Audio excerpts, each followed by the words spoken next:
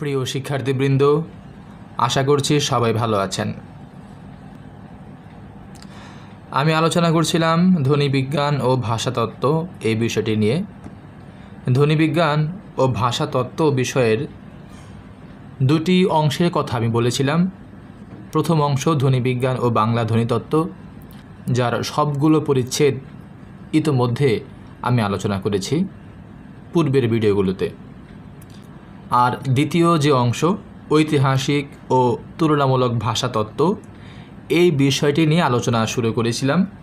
প্রথম আলোচনা করেছিলাম ঐতিহাসিক ভাষাতত্ত্ব।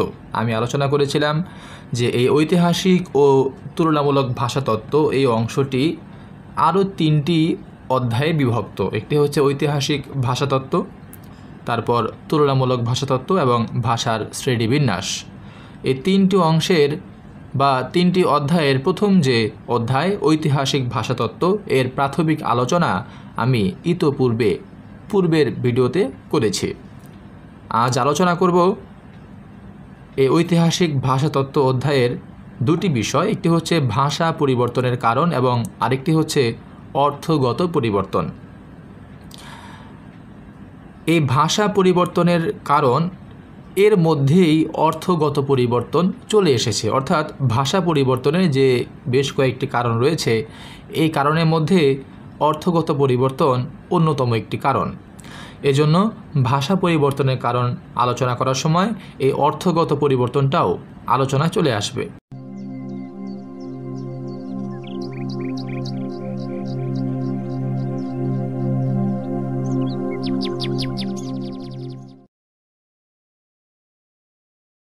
প্রথমে দেখুন ভাষা পরিবর্তনের সংজ্ঞা, অর্থাৎ ভাষা পরিবর্তন কি।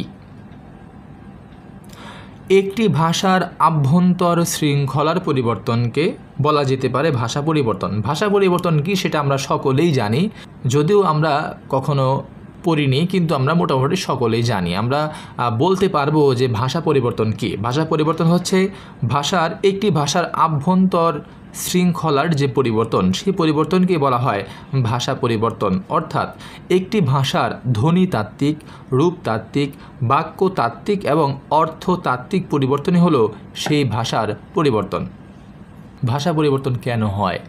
বেশ কয়েকটি কারণে ভাষা পরিবর্তন হয়ে থাকে। আমি কিন্তু সংজ্ঞার মধ্যে বলেছি একটি ভাষার ধ্বনিতাত্ত্বিক, রূপতাত্ত্বিক, বাক্যতাত্ত্বিক এবং অর্থতাত্ত্বিক পরিবর্তনই হলো সেই ভাষার পরিবর্তন। এই সংজ্ঞার মধ্যেই দেওয়া আছে যে ভাষা পরিবর্তন কেন হয়। ধ্বনিতাত্ত্বিক পরিবর্তনের ফলে ভাষার পরিবর্তন হয়, রূপতাত্ত্বিক পরিবর্তনের ফলে ভাষার পরিবর্তন হয়, বাক্যতাত্ত্বিক পরিবর্তনের ফলে ভাষার পরিবর্তন হয় এবং অর্থতাত্ত্বিক পরিবর্তনের ফলে ভাষার পরিবর্তন হয়। তো এই সমস্ত পরিবর্তনসমূহকে আমরা বেশ কয়েকটি ভাগে ভাগ করতে পারি, অর্থাৎ মোটা দাগে আমরা তিনটি ভাগে ভাগ করতে পারি এই ভাষা পরিবর্তনের কারণসমূহকে। একটি হচ্ছে ধ্বনিগত পরিবর্তন, দ্বিতীয়টি রূপমূলগত পরিবর্তন এবং তৃতীয়টি হচ্ছে অর্থগত পরিবর্তন। এই অর্থগত পরিবর্তনটি আমাদের আরেকটি পরিচ্ছেদে আলোচনার বিষয় আমাদের সিলেবাসে রয়েছে, কিন্তু এই সিলেবাস থেকে অর্থগত পরিবর্তনকে আলাদা না করে এই ভাষা পরিবর্তনের কারণের মধ্যেই আমি এই অর্থগত পরিবর্তনটি আলোচনা করব। তো দেখুন, আমরা যদি ভাষা পরিবর্তনের কারণসমূহকে মোটা দাগে ভাগ করি তাহলে মোটামুটিভাবে তিনটি ভাগে ভাগ করতে পারি। একটি হচ্ছে ধ্বনিগত পরিবর্তন এবং অপরটি রূপমূলগত পরিবর্তন এবং শেষেরটি হচ্ছে অর্থগত পরিবর্তন। এই অর্থগত পরিবর্তনের মধ্যে আরও তিনটি কারণ রয়েছে ছোটোখাটো। একটি হচ্ছে ভাষাতাত্ত্বিক কারণ, আরেকটি ঐতিহাসিক কারণ, আরেকটি সামাজিক স্তরবিন্যাসের কারণ। এছাড়াও আরও বেশ কয়েকটি কারণ রয়েছে। আমরা যদি এই সমস্ত কারণগুলাই মোটামুটি আলোচনা করি তাহলে আমাদের ওই ছোটোখাটো কারণগুলোও আমরা অটোমেটিকভাবে জেনে যাব এবং আরও ভালোভাবে জানার জন্য আমরা বইয়ের সহযোগিতা নিব। তো প্রথমেই আমরা আলোচনা করব ধ্বনিগত পরিবর্তন কি। ধ্বনিগত পরিবর্তন কি সেটা জানতে হলে আমাদেরকে সংজ্ঞা জানার আগে একটু ব্যাখ্যা জানতে হবে। সেই ব্যাখ্যাটা আমরা যদি পড়ি তাহলে আমরা ধ্বনিগত পরিবর্তন সম্পর্কে জানতে পারব। দেখুন, রূপমূলের মধ্যে ধ্বনি পরিবর্তন ঘটে থাকে, তবে এই পরিবর্তনের কারণ রয়েছে। যেমন উচ্চারণ স্থানের জন্য ধ্বনিগত পরিবর্তন ঘটে থাকে, অর্থাৎ ধ্বনিগত পরিবর্তন কেন ঘটে থাকে? উচ্চারণ স্থানের জন্য ধ্বনিগত পরিবর্তন ঘটে থাকে। এর ফলে ওষ্ঠধ্বনি দন্তষ্ঠ, দন্তমূলীয়, কলধ্বনি তালব্য ধ্বনিতে পরিণত হতে পারে।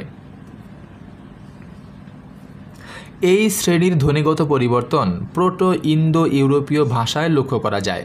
যেমন প্রোটো ইন্দো ইউরোপীয় প প্রোটো জার্মানীয় ভাষায় এফতে পরিণত হয়েছে।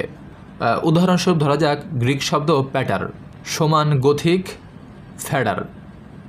তো কণ্ঠধ্বনির তালব্য ধ্বনিতে রূপান্তর লক্ষ্য করা যায় প্রথম পর্যায়ে প্রোটো ইন্দো ইউরোপীয় ভাষায় ক ধ্বনি অন্য শাখায় তালব্যস্ব ধ্বনিতে পরিবর্তন।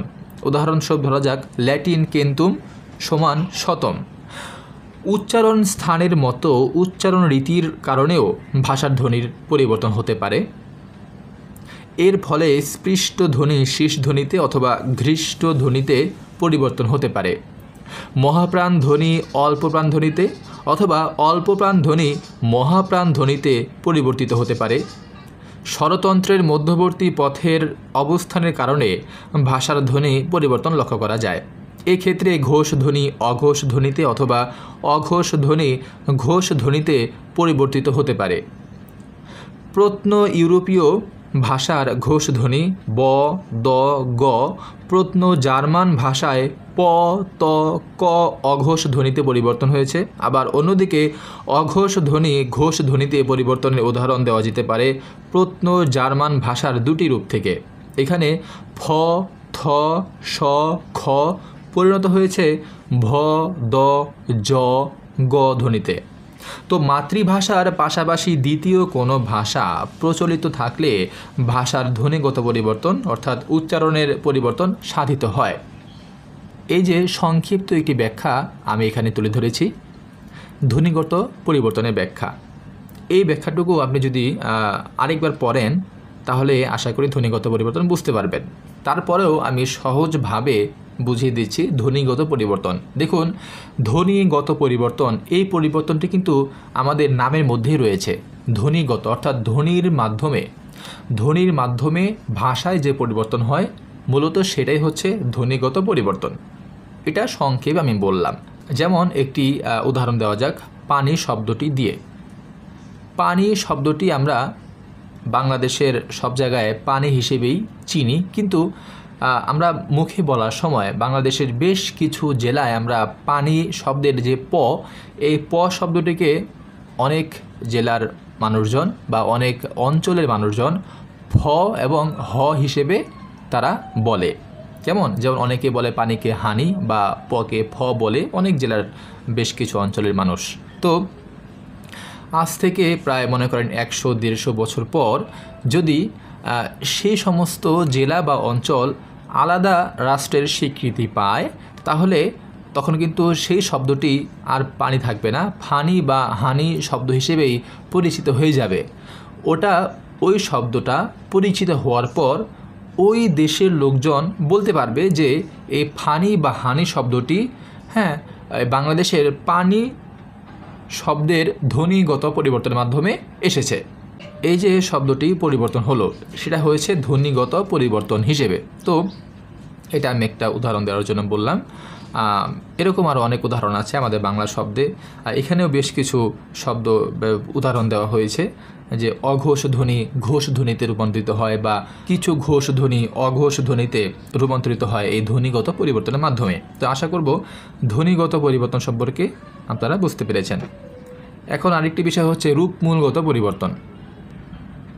এই রূপমূলগত পরিবর্তন বোঝার জন্য আমরা আরেকটি ব্যাখ্যা দেখব। প্রাচীন ও মধ্যযুগের ভাষা বৈশিষ্ট্যের সঙ্গে আধুনিক ভাষায় ব্যবহৃত রূপমূলের তুলনা করলে দেখা যায় যে প্রাচীনকালে ব্যবহৃত অনেক রূপমূল সাম্প্রতিক ধারায় স্বতন্ত্রভাবে ব্যবহৃত হয়। যেমন প্রাচীনকালীন সর্বনাম আমহি, তুমহি অথবা আমহে, তুমহে, তুমহারি ইত্যাদি রূপ বর্তমানকালে অব্যবহৃত। অথবা প্রাচীনকালে ক্রিয়া বা বিশেষ্যের শেষে ব্যবহৃত প্রত্যয় বিভক্তি ভাষার আধুনিক স্তরে একই রূপে ব্যবহৃত হয় না। এই প্রক্রিয়ায় ঐতিহাসিক ভাষাতত্ত্বে পূর্বে ব্যবহৃত রূপমূলের প্রকৃতির সঙ্গে আধুনিক কালের রূপমূলের বৈসাদৃশ্য নির্দেশের মাধ্যমে রূপমূল গঠনের প্রকৃতি নির্দেশ করতে সক্ষম। অন্যদিকে রূপমূলের মতোই বাক্য গঠনের পার্থক্য নির্দেশ করা যায়। অনেক সময় বাক্যে সকর্মক ও অকর্মক ক্রিয়া ব্যবহারের ক্ষেত্রেও উভয় স্তরের মধ্যে পার্থক্য দেখা যায়। রূপমূলগত ও বাক্যগত পরিবর্তন পরস্পর সম্পর্কিত বলে এখানে উভয় শ্রেণীর পরিবর্তন সম্পর্কে একত্রে আলোচনা করা যায়। আধুনিক বাংলায় সাধু রীতিতে ব্যবহৃত ভ্রাতা অথবা আধুনিক ইংরেজিতে ব্যবহৃত ব্রাদার এর পূর্বরূপ অনুসন্ধানের জন্য প্রোটো ইন্দো ইউরোপীয় ভাষায় ব্যবহৃত ভ্রাটার রূপমূলের দ্বারস্থ হতে হয়। প্রোটো ইন্দো ইউরোপীয় ভাষা থেকে আধুনিক বাংলায় বা ইংরেজিতে ভ্রাটার রূপমূল পরিবর্তনের ক্ষেত্রে অনেক ধ্বনিগত পরিবর্তন সাধিত হয়েছে। এই প্রক্রিয়ায় ভ্রাটার থেকে ব্রাদার বা ভ্রাটা রূপমূল সংগঠনের ক্ষেত্রে ধ্বনিগত পরিবর্তনের সাহায্যে যেভাবে আধুনিক রূপমূল গঠিত তা নির্দেশ করা যায়। এই শ্রেণীর গঠন পরিবর্তন ব্যাকরণগত প্রক্রিয়ার ক্ষেত্রে পরিবর্তনের বৈশিষ্ট্য লক্ষণীয়। তো এই প্রক্রিয়ায় ব্যাকরণগত কোনো সদৃশ দলের সদস্যের বৃদ্ধি বা হ্রাসের সংখ্যা নির্ণয় করা সম্ভব।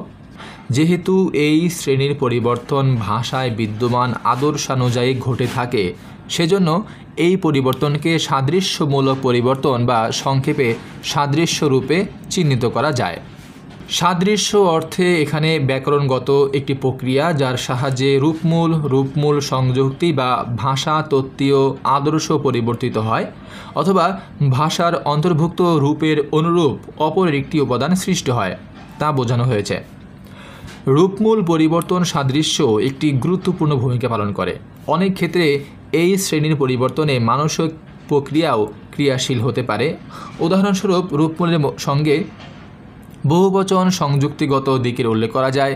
সাধারণভাবে বাংলায় গুলো বদ্ধ রূপমূল সহযোগে বহুবচন নির্দেশিত হয়, যেমন মেয়ে থেকে মেয়েগুলো, খেলনা থেকে খেলনাগুলো, এবং একই সঙ্গে নতুন রূপমূল ভাষায় ব্যবহৃত হলে একই প্রক্রিয়ায় বহুবচন নির্দেশিত হয়, যেমন স্ফুটনিক থেকে স্ফুটনিকগুলো। আবার একইভাবে ভাষা গঠনের ক্ষেত্রে সাদৃশ্যের ব্যবহার প্রতিনিয়ত লক্ষ্য করা যায়। সাদৃশ্যে অবশ্য অপর ভাষা তত্ত্বীয় সদৃশ্য দলের প্রয়োজন হয়। অনেক ক্ষেত্রে দেখা যায় যে সদৃশ্য দলগুলি অর্থগত হতে পারে, যেমন সম্পর্ক প্রকাশের ক্ষেত্রে ব্যবহৃত রূপমূল মা, বাবা, ভাই। তো এইসব ক্ষেত্রে সংখ্যাবাচক রূপমূল ব্যবহৃত হয়ে থাকে। এই সাদৃশ্যমূলক পরিবর্তন নির্দেশে দুটো দিকের লক্ষ্য রাখা হয়। এই দুটো দিক হচ্ছে কিসের সাহায্যে এই পরিবর্তন সাধিত হয় এবং কার দ্বারা নতুন গঠন নির্মিত হয়। সাদৃশ্য নির্দেশে কোনো ভাষায় প্রদত্ত পদ প্রকরণে মূল পরিবর্তনের স্বাভাবিক দৃষ্টান্ত রূপে গ্রহণ করা হয়। রূপমূলের স্বাভাবিক সাদৃশ্যের ক্ষেত্রে একটি মূলধ্বনি অন্য মূলধ্বনির পরিবর্তে ব্যবহৃত হয়ে অন্যান্য পদ প্রকরণের সমতুল্য গঠন রীতি নির্দেশ করে। উদাহরণস্বরূপ প্রাক লাটিনের দৃষ্টান্ত দেওয়া যায়। এখানে স্বধ্বনির স্থানে র ধ্বনি অন্তর্ভুক্ত হয় যখন তা দুটো স্বধ্বনির মধ্যে অন্তর্ভুক্ত হয়ে থাকে। অর্থাৎ রূপমূলগত পরিবর্তন হচ্ছে রূপের মধ্যে, শব্দের রূপমূলের যে পরিবর্তন হয়ে থাকে সেটাকে বলা হয় রূপমূলগত পরিবর্তন। আমরা দেখলাম যে আমরা প্রাচীনকালে, অর্থাৎ আমরা এই চর্যাপদ পড়েছি, আমরা শ্রীকৃষ্ণ কীর্তন পড়েছি। তো এই চর্যাপদে আমরা বেশ কয়েকটি ক্রিয়া বা বেশ কিছু শব্দ আমরা দেখি, যেই শব্দগুলো, যেই ক্রিয়া বা সর্বনামগুলো আমাদের বর্তমান সময়ে প্রচলিত নয়। এই রূপমূলগত পরিবর্তনের ফলেই আমরা সেই প্রাচীন শব্দগুলো বর্তমানে ব্যবহার করছি না। আমরা তার বদলে নতুন শব্দ ব্যবহার করছি। আমরা ব্যবহার করছি আমহি থেকে আমি, তুমহি থেকে তুমি, অথবা তুমহারি থেকে তোমার, এরকমভাবে শব্দ আমরা ব্যবহার করছি। এগুলো আসলে এই রূপমূলগত পরিবর্তনের ফলে পরিবর্তন হয়েছে। ভাষা পরিবর্তনের যে প্রধান কারণগুলো, যে তিনটি কারণ, তার মধ্যে প্রথম যে দুটি কারণ আলোচনা করলাম, একটি হচ্ছে ধ্বনিগত পরিবর্তন এবং অপরটি হচ্ছে রূপমূলগত পরিবর্তন। এখন আমরা আলোচনা করব অর্থগত পরিবর্তন সম্পর্কে। ভাষা পরিবর্তনের যে কয়েকটি দিক রয়েছে তার মধ্যে সবচেয়ে গুরুত্বপূর্ণ হলো অর্থগত পরিবর্তন। ভাষার অর্থ পরিবর্তন ভাষা গোষ্ঠীর জীবন ও সংস্কৃতির সঙ্গে সম্পর্কিত। অর্থ পরিবর্তনে দুটো দিক বিবেচ্য। একটা হচ্ছে অর্থ পরিবর্তনের কারণ এবং অপরটি অর্থ পরিবর্তনের বিভিন্ন প্রকৃতি। হেরম্যান পল বলেছেন, সব রকম ভাষিক পরিবর্তনই ঘটে থাকে দৈনন্দিন কাজে ব্যবহৃত ভাষার মাধ্যমে। আবার ভাষাবিজ্ঞানী স্টার্ন মনে করেন, অধিকাংশ অর্থ পরিবর্তনের পেছনে কাজ করে ভাষীদের ভাষা প্রয়োগের প্রসঙ্গ অনুসারে। রূপমূলের অর্থগত দিকটি ব্রেল পলিসেমিয়া নামে চিহ্নিত করেছেন। এগুলো আমাদের অতি সংক্ষিপ্ত প্রশ্নে আসতে পারে, এই জন্যই আমি এখানে দিয়েছি। তো দেখুন একটি উদাহরণ দেখা যাক। মৌ হচ্ছে মানুষের নাম। একটু মনোযোগ দিয়ে লক্ষ্য করুন। মৌ গাছের মূলে পানি ঢালছে। আবার এই বিষয়ের মূল কোথায় তা জানি নে। আবার সূর্যের মূল রশ্মি নিয়ে তিনি গবেষণা করছেন। এই যে আমি তিনটি বাক্য বললাম, এই তিনটি বাক্যের মূল যে শব্দটি, অর্থাৎ মূল নামের যে শব্দটি, মূল শব্দটি কিন্তু এখানে তিনটি বাক্যে এই মূল শব্দটি তিনটি অর্থ প্রকাশ করেছে। অর্থাৎ মৌ গাছের মূলে পানি ঢালছে, এই বাক্যে মূল শব্দটি গাছের যে মূল অর্থাৎ গাছের যে গোড়া সেটিকে বোঝানো হয়েছে। আবার 2 নম্বরে এ বিষয়ের মূল কোথায় তা জানি নে, এই বাক্যে মূল শব্দটি দিয়ে আসল অর্থটিকে বোঝানো হয়েছে যে এই বিষয়ের মূল কোথায় তা জানি না, অর্থাৎ এই বিষয়ের শুরু বা এই বিষয়ের আসল বা এই বিষয়ের যে সত্যটি সেটি কোথায় তা জানি না।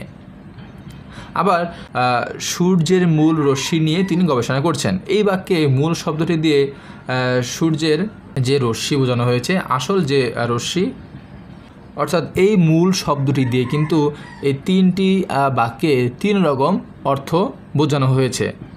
দেখুন এই উদাহরণে মূল রূপমূলের একটা প্রাথমিক অর্থ থাকা সত্ত্বেও, মূল রূপমূলের একটি প্রাথমিক অর্থ থাকা সত্ত্বেও প্রত্যেকটি বাক্যে রূপমূল ব্যবহারে বিশেষ পরিবেশজাত রূপমূলের গূঢ়ার্থ বিদ্যমান।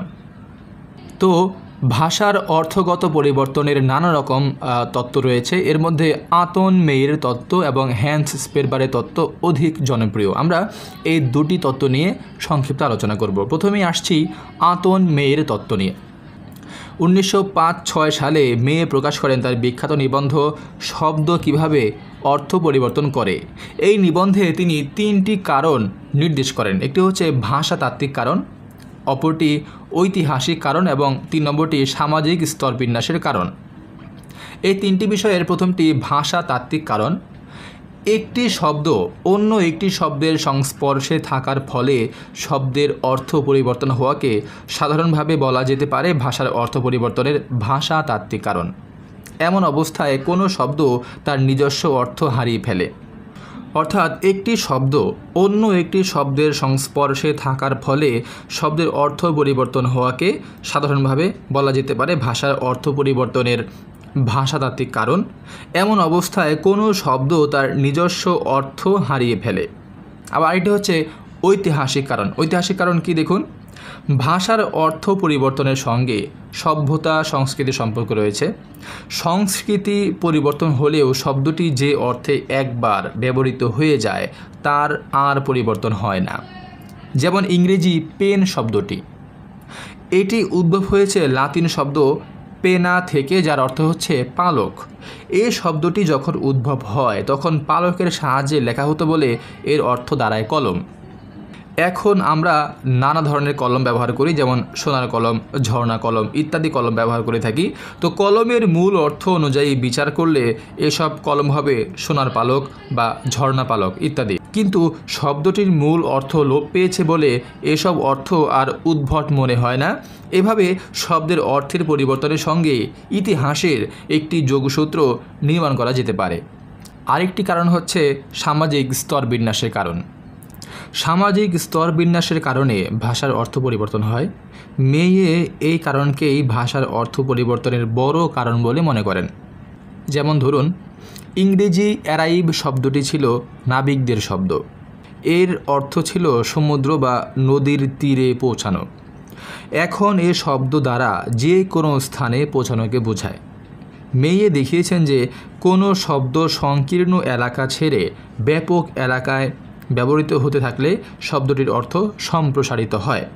আর ব্যাপক এলাকা থেকে সংকীর্ণ এলাকায় ব্যবহৃত হলে তার অর্থ সংকুচিত হয়ে পড়ে। সমাজে বিভিন্ন শ্রেণীর অস্তিত্বকে মেয়ে তাই অর্থ পরিবর্তনের মূল শক্তি হিসেবে গণ্য করেন। আপনারা যদি একটু নজর দেন আশেপাশের দিকে, তাহলে আপনারা দেখবেন যে সামাজিক স্তরবিন্যাসের কারণে ভাষার কীরকমভাবে পরিবর্তন হয়। একটি গল্প শুনেছিলাম বহু আগে, গল্পটি আমার ঠিক খেয়াল নেই এবং গল্পটি যে কার সেটাও খেয়াল নেই। গল্পটি ছিল এরকম: একজন মিস্ত্রি কাজ করছে এবং যে কন্ট্রাক্টর মিস্ত্রিকে দিয়ে কাজ করাচ্ছে সে এবং যে মালিক সে, তিনজন ব্যক্তি। দেখুন, লক্ষ্য করুন, তিনজন কিন্তু সমাজে তিনটি শ্রেণীর, যে কাজ করাচ্ছে মালিক এবং যার দায়িত্বে কাজ করছে কন্ট্রাক্টর এবং যে কাজ করছে শ্রমিক। এই যে তিনটি শ্রেণী। তো যে শ্রমিক যখন খাবার সময় হলো তখন সেই শ্রমিক বলছে কন্ট্রাক্টরকে যে স্যার আমি খেতে যাই। তখন স্যার বলল, খাবা কি রে, তুই তো বেটা গিলবি, আমি খাবো আর বড় সাহেব ভক্ষণ করবেন। অর্থাৎ এটি হচ্ছে মানে গেলা, খাওয়া এবং হচ্ছে ভক্ষণ করা। ওই যে শ্রমিক একদম নিচু শ্রেণীতে থাকে, হ্যাঁ, এজন্য খাওয়া শব্দটিকে তার সাথে যায় না। খাওয়া শব্দটিকে সে বলবে হচ্ছে গেলা, অর্থাৎ সে শুধু গেলে, কেমন। আর যে কন্ডাক্টর সে হচ্ছে মধ্য শ্রেণীতে থাকে, সে খাবে এবং ভক্ষণ করবে কে, ওই যে বড় সাহেব। অর্থাৎ এই যে সমাজের স্তরবিন্যাসের ক্ষেত্রে একই অর্থ আমরা তিনটি শব্দে দেখলাম, যে গেলা, খাওয়া এবং ভক্ষণ করা। এরকম হচ্ছে সমাজের স্তরবিন্যাসের, সামাজিক স্তরবিন্যাসের কারণে এই শব্দের পরিবর্তন। তো এই হচ্ছে আমাদের মেয়ের তত্ত্ব। মেয়ে যে তিনটি কারণ বলেছিলেন, সেই তিনটি কারণ ভাষাতাত্ত্বিক কারণ, ঐতিহাসিক কারণ এবং সামাজিক স্তরবিন্যাসের কারণ সম্পর্কে আমরা সংক্ষিপ্তভাবে জানলাম। এখন আমরা আরেকজন বিখ্যাত যে মানুষ স্পেরবারের তত্ত্ব নিয়ে আলোচনা করব। অর্থ পরিবর্তনের কারণ হিসেবে স্পেরবার মনস্তাত্ত্বিক কারণকে উপস্থাপন করেছেন। তিনি অর্থ পরিবর্তনের মূলে দেখেছেন আবেগকে। তিনি মনে করেন কোনো একটি শব্দের অর্থ তিন রকম অর্থের সমষ্টি: কেন্দ্রীয় অর্থ, ফলিত বা প্রযুক্ত অর্থ এবং অনুভূতির গুণ। এর মধ্যে অনুভূতি গুণকেই বেশি গুরুত্ব বলে মনে করেন। মনস্তাত্ত্বিক বিষয়ের মধ্যে সংস্কার শব্দার্থ পরিবর্তনে মুখ্য ভূমিকা পালন করে থাকে। এক্ষেত্রে সুভাষণের কথা উল্লেখ করা যায়। সংস্কার বশত আমরা বলি চার বারন্ত, আবার শাখা শীতলানো, যে যায় তাকে আমরা বলি এসো, এরকমভাবে আমরা বলে থাকি। তো ভয়ঙ্কর কোনো কিছু বোঝাতে আমরা অপেক্ষাকৃত মৃদু বা নিরীহ শব্দ ব্যবহার করে তা প্রকাশ করে থাকি। যেমন আমরা সুন্দরবনের বাঘকে অনেকে বলি বড় শিয়াল, আবার রাতে সাপকে অনেকে বলি লতা, আবার বসন্ত রোগকে আমরা বলি মায়ের দয়া হয়েছে। তো এরকমভাবে আমরা সংস্কার বশত বিভিন্ন শব্দের অর্থ পরিবর্তন হয়, সেটি আমরা লক্ষ্য করি। তো এই পরিবর্তনটি আমাদেরকে বলেছেন স্পেরবার। আবার দেখুন আবেগের ব্যাপারে স্পেরবার কি বলেছেন। স্পেরবার নতুন অর্থ পরিগ্রহণের প্রক্রিয়াকে চারটি স্তরে ভাগ করেছেন। কোনো নির্দিষ্ট পরিবেশে একটি নতুন অর্থের উদ্ভব, পৌনঃপুনিকভাবে ওই শব্দটির সাথে নতুন অর্থ প্রকাশের দিকটি একটি ক্রান্তিকাল হিসেবে বিবেচিত হয়ে থাকে। আবার বিভিন্ন পরিবেশে একটি নতুন শব্দ উদ্ভব হয় এবং অর্থটি স্বাধীনভাবে প্রকাশিত হয়ে থাকে। এবং সর্বশেষে আমরা দেখতে পাই অর্থ দুটির মধ্যে পুরোপুরি সম্পর্কচ্ছেদ ঘটে। নতুন অর্থ সহজে প্রতিষ্ঠা পায় না, নানা প্রতিরোধের মুখে অর্থটি অবতীর্ণ হয়। এই প্রতিরোধ ভাঙতে আবেগ সহায়তা করে। আবেগের চাপে পুরনো অর্থ লোপ পেয়ে দেখা দেয় নতুন অর্থ। এ প্রসঙ্গে জার্মান কোফ শব্দটি এখানে উল্লেখ করা যায়। শব্দটির মূল অর্থ হলো পেয়ালা, পরে এর অর্থ হয় মাথা। আবেগপ্রবণ হয়ে যুদ্ধে মাথা ঠোকাঠুকির ঘটনা বর্ণনা করার ফলে ক্রমশ এই শব্দটির অর্থ হয়ে ওঠে মাথা। তো এই হচ্ছে আমাদের ভাষা পরিবর্তনের কারণ। আরও বিভিন্ন ধরনের কারণ রয়েছে ভাষা পরিবর্তন, আরও বিভিন্ন কারণে ভাষা পরিবর্তন হয়। তো আমরা মূলত ভাষা পরিবর্তনের কারণ হিসেবে তিনটি কারণ আমরা আলোচনা করলাম। একটি হচ্ছে ধ্বনিগত পরিবর্তন, অপরটি রূপমূলগত পরিবর্তন এবং আরেকটি হচ্ছে অর্থগত পরিবর্তন।